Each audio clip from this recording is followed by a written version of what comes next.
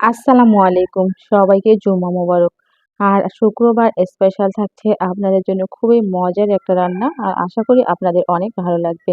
আর এই যে দেখে নিচ্ছেন এগুলো কি? এগুলো হচ্ছে হাঁসের মাংস। আমার বড় মামা বাসার নিজস্ব পালা হাঁস আমাদেরকে দিয়ে গেল যে রান্না করে খাওয়ার জন্য। তাই এই তো সবগুলো এখন ভালো করে ধুয়ে নিব। যেহেতু স্কিন সহ আছে তো স্কিনে অনেক লোম থাকে সেগুলো ভালো করে এখন ক্লিন করে নিব। আর হাঁসের মাংস এই কনকনে শীতে কিন্তু খেতে মাশাআল্লাহ অনেক ভালো লাগে। হাঁস তো অনেকেই অনেকভাবে রান্না করে থাকেন, কিন্তু একটা ব্যাড স্মেল থেকে যায়।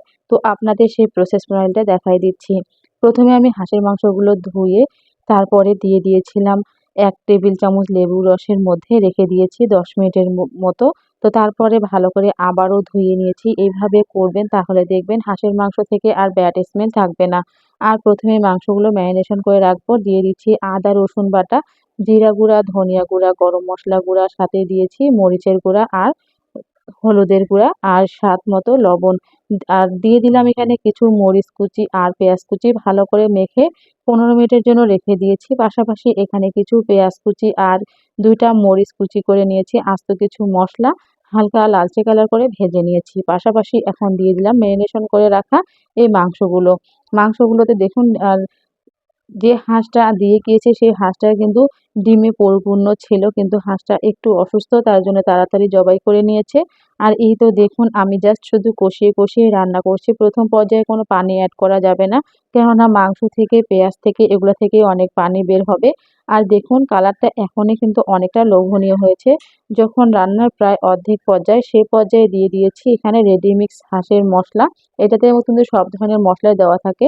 আর যেহেতু আগে আমি কিছু মসলা এড করেছি তার জন্য বেশি মসলা দিব না। এটা জাস্ট ১.৫ টেবিল চামচ দিয়ে দিয়েছি।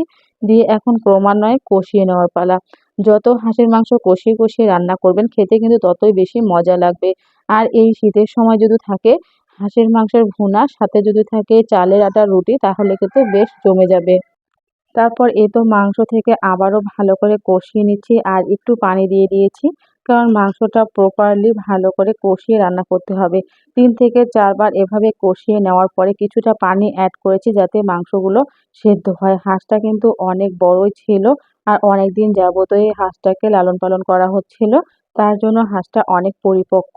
তো এইজন্য প্রপারলি সেদ্ধ হওয়ার জন্য কিছুটা পানি অ্যাড করেছিলাম। এখন এই তো পানিটা শুকিয়ে এসেছে। জাস্ট আবারও একটু কষিয়ে নিব। আর হাঁসের মাংসটা খেতে যে এতটাই মজা হয়েছিল বলার মতো না। আর আপনাদের কাছে কেমন লেগেছে অবশ্যই কিন্তু জানাবেন। ভালো লাগলে অবশ্যই লাইক, কমেন্ট, শেয়ার করে পাশে থাকবেন। সবাইকে অসংখ্য ধন্যবাদ ভিডিওটি শেষ পর্যন্ত দেখার জন্য। সবাইকে আল্লাহ হাফেজ বলে আজকে এখানেই শেষ করছি। ধন্যবাদ।